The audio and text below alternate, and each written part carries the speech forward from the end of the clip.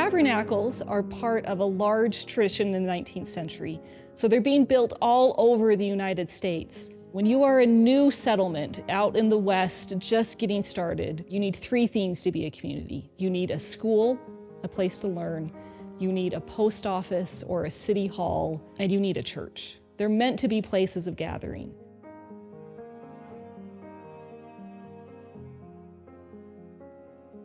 The tabernacle was built by the members of the Church of Jesus Christ of Latter-day Saints so that they would have a place to gather together for conferences. They needed a place that they could be all together to be able to hear from their leaders. And so that's why the tabernacle was constructed, was for that purpose. Anything that your community wants can happen in a tabernacle. It's church on Sunday, but it might be bingo on a Friday night. Socials and graduations. A dance recital or a funeral or a devotional. They are designed to hold your town. When they were building tabernacles at the time, the church would help pay for a lot of the tabernacles. But this tabernacle is special in that the people raised almost all of the money themselves. The tabernacle in Rexburg was built entirely by local donations. They did not ask for any help from church headquarters. They raised the money themselves, over $30,000, which is a huge amount back in 1911. They built it themselves. This is Rexburg's building. So the approval process for this building was simple. The architect submitted the plans and it was approved.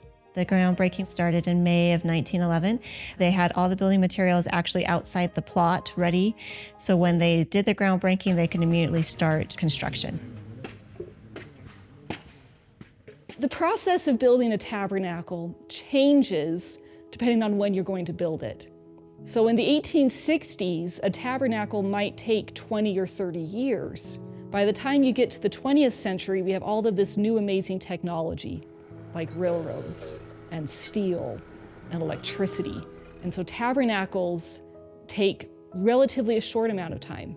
So this tabernacle in Rexburg, from groundbreaking to dedication, was about 8 or 9 months. It was really quick. They finished the tabernacle in December of 1911, and then they dedicated it the first weekend in January, so January 7th of 1912. In the construction of the tabernacle, they used stone that was cut from a quarry that was out in the Archer Sundell area, which is about 15 miles from here. They would bring it over with a wagon with horses, and they would sculpt the rock once it got here. When Ricks College decided to take down the Sporey building because the rock was crumbling, engineers that checked it out and said it was going to fall apart came down and checked out this rock and said it's good for another 100 years. The community really pulled together, and among those people who helped do that was Robert Blazer, who is a Swiss immigrant. He helped build this building and many of the other buildings in Rexburg, and among those was just not the tabernacle, but also the courthouse and the Sporey building. Another Rexburg resident to help build the building was Christian Piper. He came here from Germany, and he was a stonemason who helped build the tabernacle. Once construction was completed here, he played a key role in the development and beautification of the tabernacle grounds, and he got other people involved and excited about beautifying this place. The tabernacle did have another building that was just like it, so kind of like its twin, and it no longer stands. The church built about 120 tabernacles. There's not a lot of them left. Of the about 20 that are still standing, only about a dozen, about 12, are owned by the Church of Jesus Christ of Latter-day Saints. This tabernacle gives identity to Rexburg. And what's so interesting about this building then, it was designed by an architect named Otto Erlandsson, who was Swedish and lived in Payson, but designed a building in Idaho in an Italian and Spanish style. The architecture world changed dramatically in the early 20th century. You now have what we call a revival tradition. People are going to Europe in numbers that hadn't been seen before, and they're seeing 1,000 years of architectural history and the differences between countries. So you have these newly trained architects coming back to the United States and picking the bits they liked. And so you get this return to old styles, but mixed together in new ways. This tabernacle in Rexburg is really picking up on those ideas. Access to world design, access to new technology, and a mixing of styles. They had no problem mixing Italian architecture from the 17th century with Spanish architecture from the 15th. They thought it looked cool and trendy, but yet traditional. The tabernacle was added to the National Register of Historic Places in 1972 because the Historical Society wanted to make sure that the building was always protected. What I think is really wonderful about many of these tabernacles is that they're built in the center of town. They're not built on the edge of town where you have to drive 20 minutes to get to it. It's in the center of town.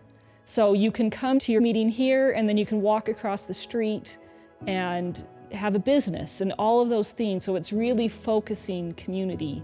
The function of a tabernacle today, I don't think has changed much.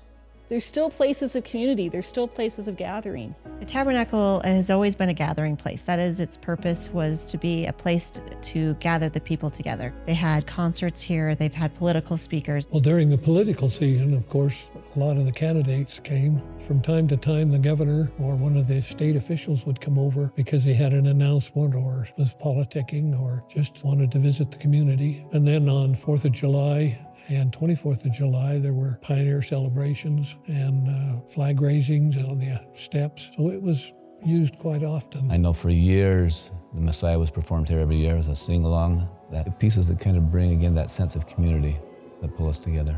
I think that's why a lot of people have such a fond place in their heart for the building, because I bring my talent, somebody else brings theirs, and it's usually been in community service. That makes memories. The people who play in the orchestra, none of them are paid. They make memories. They come because they love music and they want to share their talents with the community. And this environment gives us a place to do that. The organ was installed in the tabernacle around 1928, and with that addition, it brought in the dimension of music as a permanent fixture to the building and the space, and it expanded its value as a performance venue. The organ is an Austin organ and is one of the only functioning organs of its kind left in the country. Many musicians have practiced and performed here at the tabernacle. Among them was Ruth Barris, who is a nationally renowned organist, who later actually taught hundreds of Rexburg residents and other people how to play the organ here at the tabernacle. This led to generations of others learning how to play the organ and to inspire a love of music throughout Southeast Idaho.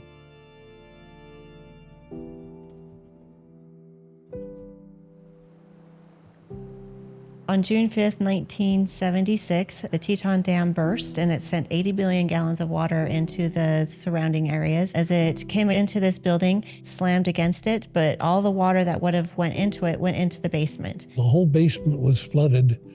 You can see the line down there on the stairs that shows how high the water was, because the water was above the ceiling of the basement. But because of that, the church was thinking about tearing down the building because it was still going to be a lot to repair it. But the city stepped in and they saved the building, and they were able to purchase the building through a grant, and so now it's owned by the city.